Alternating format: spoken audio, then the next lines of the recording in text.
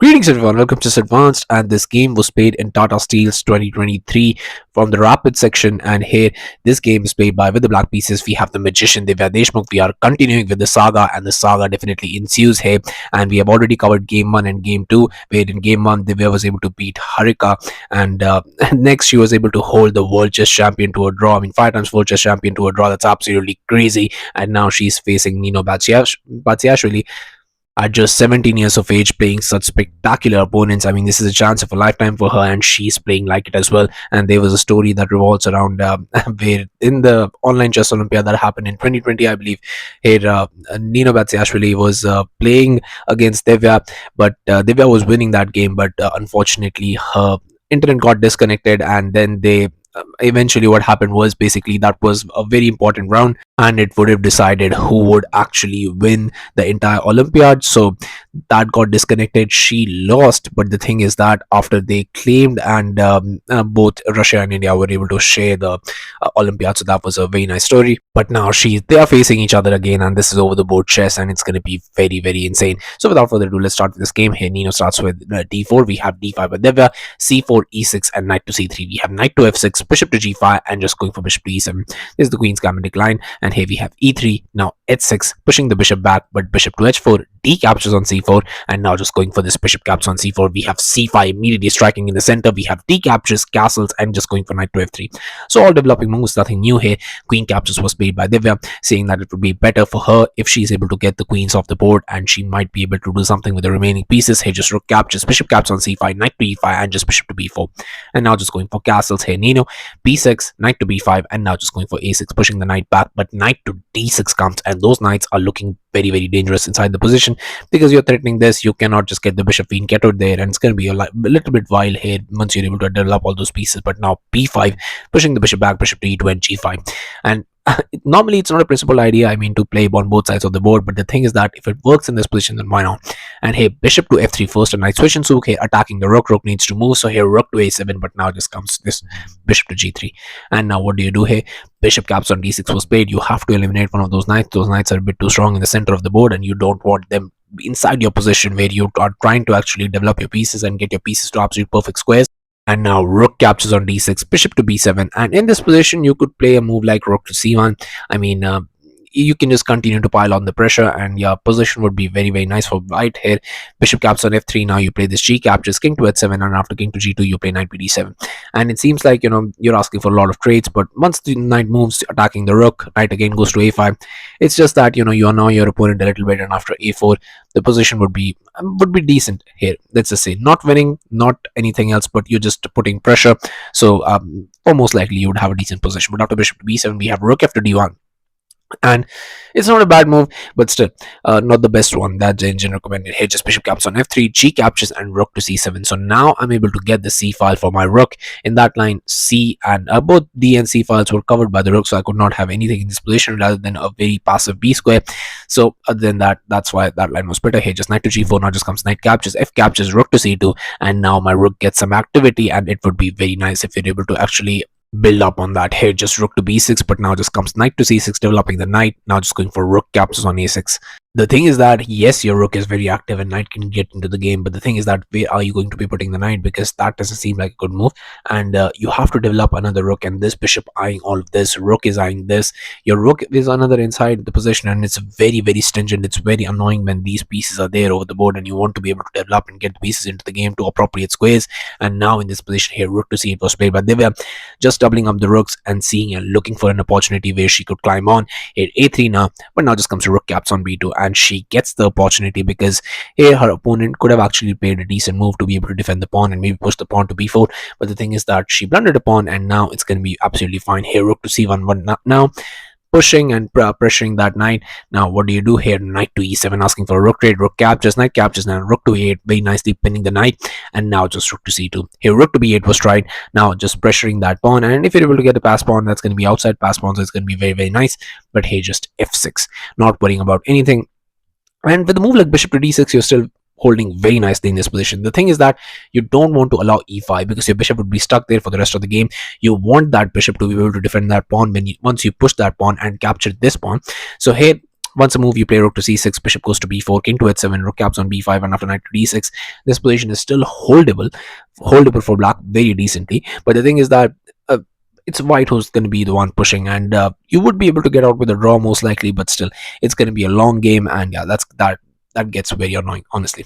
It's just bishop captures, rook captures, and rook to a5. You have to just, constantly keep bat an eye for that pawn, and it could get very ugly. But here after f6, we have rook captures on b5, and this is not a good move because here just comes e5, and now your bishop is out of the game for the rest of the game. Otherwise, you're going to have to play a passive move like that or that, and then you're able to get the bishop into the game, so that's not very good. Here just a4 now, but just knight to d6, and now just comes rook to b6, attacking the knight. Knight moves to e4, now pressuring that bishop, but my knight is very active. Why would I trade it for a piece that is absolutely passive and has no squares? So I would not, and Divya did not either. Here just e5 was played, but now just goes rook to a2. Divya just putting the rook behind the pass pawn, and now just a6. We have king to f7, but now finally going for rook to c6, so rook to a5, and just h4. So trying to create some squares for the bishop, but that bishop is just a very, very sad piece. Here just knight caps on g3 was played by Divya, because now the thing is that you're winning a pawn, because f captures, g captures, and h captures was played, but now just comes rook to a4. You're targeting both of those pawns, you cannot defend them. So here just going for rook to c7 check, king to g6, and h5 check, trying to do something, but king to g5, rook to g7 check, king to f3, but now just comes a7, and it seems like you have something with white, but it's absolutely nothing here. It's most likely a draw at best. King to g3 was played, now threatening checkmate, so you have to move the king. King to f1, king to f3, king to e1, king caps on e3, grabbing a pawn in the process. King to d1, now e4, finally just pushing that pawn, and now you're also threatening some sorts of things after the king moves. So here king to c2 was played, just getting out of the whole thing. But now just comes this king to e2, and just king to b3, attacking the rook. Rook to a1, you have to still keep an eye out for that pawn. And with a move like rook to h7 in this position, you're absolutely fine. You play rook to h7 with the idea that you're going to be picking up these pawns, and after, like, let's say move like e3, you just play rook captures. Rook caps on a7, finally grabbing the pass pawn, but just rook captures here, and you have two connected pass pawns, but I also have a pawn, and most likely you won't be crossing this line over here. Rook to g7, rook to g6, and here, I mean, wherever the rook moves, let's say you play rook to e7, king to c2, rook to c6 check, king to b3, and most likely you'll just be there with too many checks in the position, and also I'll be able to pick up the pawn if one of these pawns, and most likely this game would end in a draw. But here after rook to a1, we have king to b4, and king to b4 is a terrible blunder in this position. I mean, it's just, the thing is that you don't have anything in this position, and I mean, it's not like Nino did not have time on a clock. She had 5 minutes on her clock, and that's, I mean, speaking from the perspective of rapid play, it's a lot of time. When you have 10 minutes on the clock, you have 50% of your time. This, she should have taken some time to be able to contemplate that this was a good move or not. In the end game, it's absolutely crucial, and Divya had just 15 seconds, so 15 seconds up for 5 minutes, it's a huge time gap.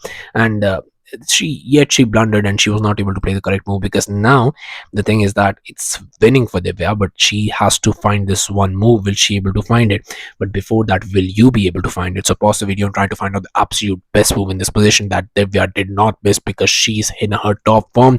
The genius prodigy may just strike again. So can you? Try everyone who's able to find the move, and the move is the one that we had discussed in the previous line as well. You play e3, and it's very difficult now to stop the pawn. That's the problem, and I always am keeping an eye out for that pawn, so I don't have to worry about anything. Here king to b5 was played, thinking that it's fine, but it just completely blunders, and you can see that the bar shifting as well. King to f3, king to b6, now e2, finally pushing the pawn, rook to e7, and just king to f2. Now comes g5, we have f captures, rook to f7 check, and just king to g2. Divya was very low on the clock. I mean, she had like 10 seconds. She's playing every move on increment from here, and it's very difficult to be able to play the like very decent moves. But the thing is that all you want to do in this position is just push this pawn. With two pass pawns against one, when you're keeping an eye out for that, it's impossible to do anything. I'll gladly give up the rook as well if you're able to just come up with the king, and I'll push those pawns, and you cannot stop both pass pawns at the same time. And also you cannot, I mean, capture this and stop that at the same time, so it's just completely losing. That's what you have to understand.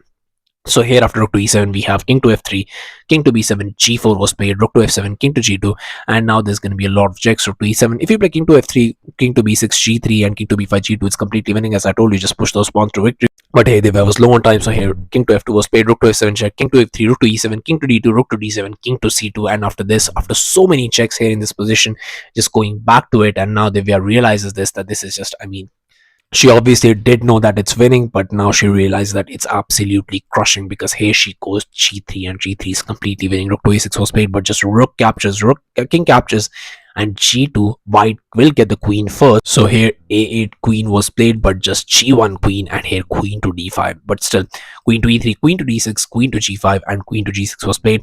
And the thing is that if you trade here, obviously you're losing. You can see that the queen is coming into the game, and most likely this game would end in a draw. So here after king to f1, here queen to f7 was played, just king to e1, queen to g6, queen to e3, and queen to d6.